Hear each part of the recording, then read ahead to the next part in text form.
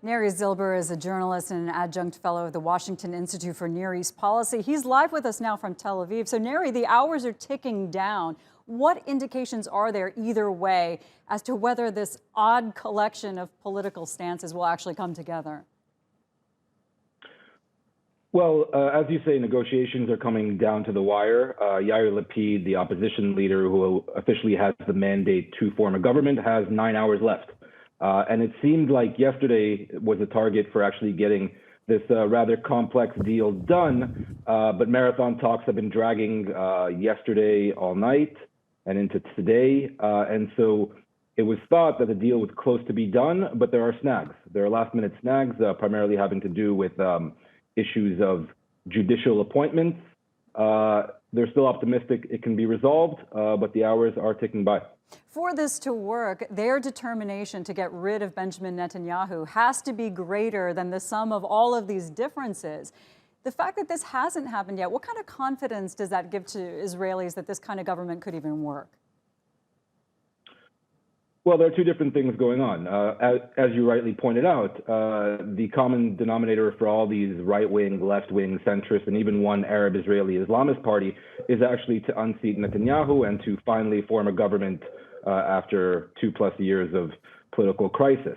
That's on the one side of the ledger. On the other side of the ledger, each faction has its own considerations, its own potential base of supporters, and they want to show in these negotiations that they actually achieved something on their end. I think certain factions, primarily the Yamina faction of Naftali Bennett and his number 2, Ayelet Shaked, are probably taking things a bit too far because they, in their minds at least, have the most to lose from betraying, quote unquote, the right wing. We see the complexity, that's obvious. So, but give it to us in a nutshell. The thought of a fifth election in 2 years, if that happened, how did we get here to this state in Israeli politics? Well, it begins and arguably ends with the person of Bibi Netanyahu. He's been in power for 12 years. The Israeli center and center left, and obviously the left, have been trying to topple him unsuccessfully for many years and many election rounds. The difference this time around, starting in really the first election 2 years ago, was that slowly, right-wing factions as well started breaking with Netanyahu over personal differences, over policy differences, over the issues of Netanyahu's ongoing corruption trial and just general administration or lack thereof of the country. And so now you've come to perhaps a critical mass where just over 50% of the political parties in parliament are trying to come together finally to form an alternative government, a change government, as they call it, really with the one purpose of actually unseating Netanyahu. But as you mentioned earlier, how they will govern, how this potential government will govern, is still an open question.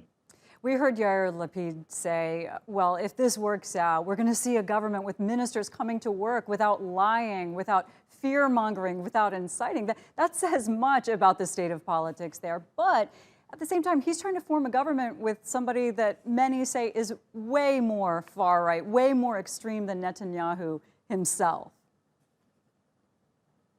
That's right. Naftali Bennett, he'll be potentially first in a prime minister rotation for the first 2 years of this potential government.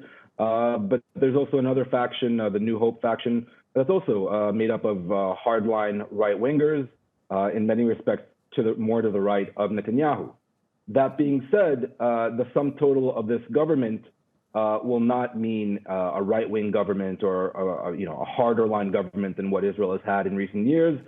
There's mutual veto power between the right and the center left. Yair Lapid will have mutual veto power with Naftali Bennett. So there are checks and balances, and really neither side will get everything it's hoping for, neither the right nor the left. In the Palestinian conflict, Palestinians now are saying, no matter what happens with this coalition, it's not going to change anything for us. Do you think that's true? I think there is a grain of salt or a grain of truth to that. A large, grand diplomatic gesture or breakthrough is extremely unlikely for the reasons that I said. There's mutual veto power between both sides of the potential government. But on the margins, I think a lot can be done. A lot can be done. You have, pro-peace left-wing parties that are going to finally be in power after many years in the wilderness. Neri, thank you so much.